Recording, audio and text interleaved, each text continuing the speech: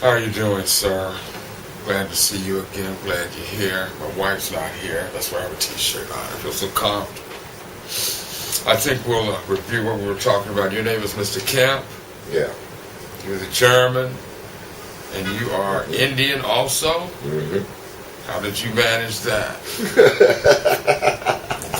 That's a good one. Hey. That's cute. I think we'll talk about how hard it was to be a black man. Well, as I said, I quit Birmingham Iron Works, $20 a day. So, as a colored man, your work was be a buffalo soldier. How about cotton, tobacco picker? My grandfather and father were preachers. Be an outlaw, be a cowboy. How about piano playing pimp? Ragtime. Two types of ragtime piano performers were classically trained, non-or non-reading musicians that played by ear. Races involved: the American Negro, such as myself, the American Indian, we mentioned, obviously Negro blood, and of course white, people who classified themselves as white. Individuals played their own ragtime style.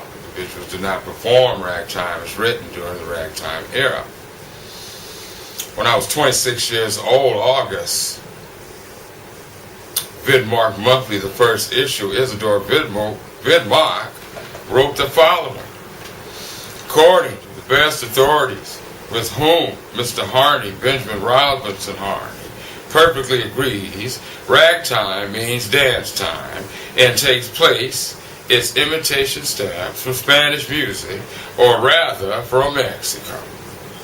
Meaning nothing but syncopated consecutive music, either in treble or bass, followed by irregular time in one hand. The change of accent and accompaniment is kept up continually in the same way as the beat of a snare drum. There's a swing about it that holds even the most cultivated ear, unquote. As mentioned before, Spanish music from the Moors is tangana, from the Niger-Congo word tamku. And the complete opposite idea is that Pancho Villa and Emiliano Zapata played and listened to ragtime. Ah, yes. An age when the white man, a race never called him black man mister, was the age of the minstrel show, in which all players, white face and black, called each other mister on stage, while outside in the real world there was lynching, Indian battles, rapes, and so forth. You do know Billie Holiday, sir. You heard of her. You know her song Strange Fruit. Strange Fruit was dedicated to the lynching when she first came to the South. So both races, colored and white, donned blackface in an attempt to escape their reality and to pretend they were both happy colored black people. This is taken from a good friend, of course, great black man, Harry Thacker Burley, but this was written by a white man named W.J. Henderson. W.J. is white. This is 1909. He says, the decline of Negro minstrelsy, once a popular and characteristic form of public entertainment, is for some reasons to be regretted, but perhaps its true era is past. That, however, should be a cognate reason for the preservation of some form of its characteristic productions, the song of which were the light of an earlier generation, have a value both historic and sentimental. All of us take a certain pleasure in contemplating the amusements of our fathers, and among them there was none which was more specifically American than the Negro minstrel performance. The minstrel show provided everything a person would want. It had 1 hour of classical music. All Negro and colored bands had to do an hour. Most white bands did 30 to 45 minutes.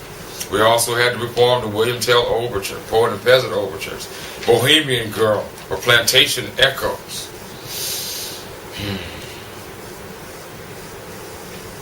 By the way, did you know that white minstrel shows had 22 permanently located sites? White performed minstrel shows. White people performing as colors. New York City, Philadelphia, Chicago. Would you like to hear a few of their names? New York City had Birch, Wombold, and Bacchus minstrels. Billy Birch's San Francisco minstrels. And, of course, Lou Dockstedter's Philadelphia, Carncross minstrels, the legendary Frank Dumont minstrels, and Emmett C. Welch. Chicago, Hooley's minstrels. San Francisco, Billy Emerson's minstrels. London, Moore and Burgess minstrels. And of course, you're an Indian, the Mohawk minstrels. Mohawk minstrels, sir?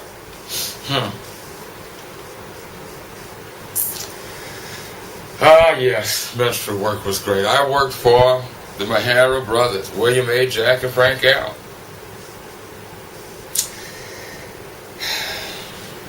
You do know this. Jack won his spurs in the days of the legendary Dalton Gang. Jesse James and Cole Younger got on a minstrel show train. Of course, as segregated as it was, they didn't know that this Irishman had 100 Negroes with the animals in stock, and he had hundreds of thousands of dollars on him. So he told everyone to get on the floor. They did. Except you could not rob a white man and a minstrel show man at that. He pulled his pistol and shot it out with Jesse James, Cole Younger. They left that train alone because as soon as he started shooting, our colored men with our guns and weapons came to the aid of our white boss and shot the Dalton. They left quickly. Can't rob a minstrel man. This is one of the favorite people you can always mention. It's Frank Dumont from Philadelphia.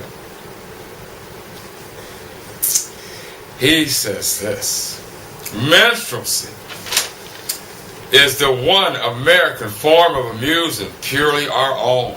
And it has lived and thrived even through the plantation darky who first gave it a character has departed. The dandy Negro. Do you know who the dandy Negro is, sir? The dandy Negro is the pimp. Has supplanted him. And on the subject of blacking up, the ladies have not been forgotten.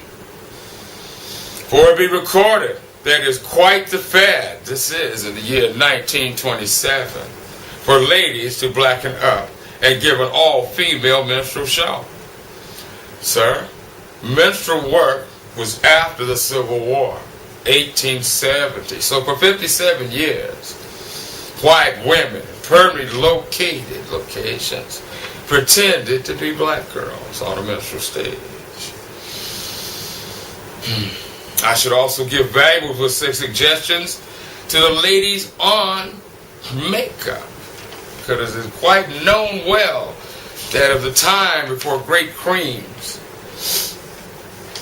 you had to use magnesia powder to make yourself lighten up a little better. If you don't take all of your makeup off, wrong. So, only few musicians know this as a story, that some of those ladies did not take their makeup off correctly.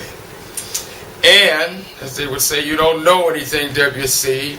I'm going with your colored girlfriends and we're going to the black side of town. Yes, ma'am, I do not know nothing. Yes, ma'am. Okay.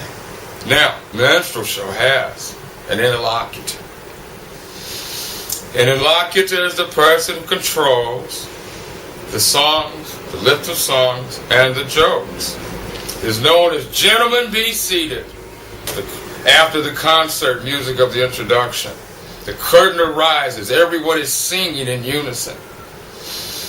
The interlocutor is white. In our show, our interlocutor was white too. However, he was a colored man passing for white. We'll get to that later. And all of the end men, the clowns, the makeup and grotesque lips, and extra features, are the jokesters. The key to the theater instruction of this is that you must call the man with the tambourine and the bones at the end of your circle Mr. And you have to use their proper names. And they, in turn, use mine. So they would use Mr. Hand. Can you imagine how funny this is for a white man to come into a tent and see other white men pretending they're darkies and telling jokes? This is funny, don't you think so? You're an Indian. You're laughing now. I can see how they might think it was funny. Certainly, sir. It is funny. They're escaping. Okay, that's the first thing. So, if you have tambourines or the buns, you have your Mr. Tambourine Kemp.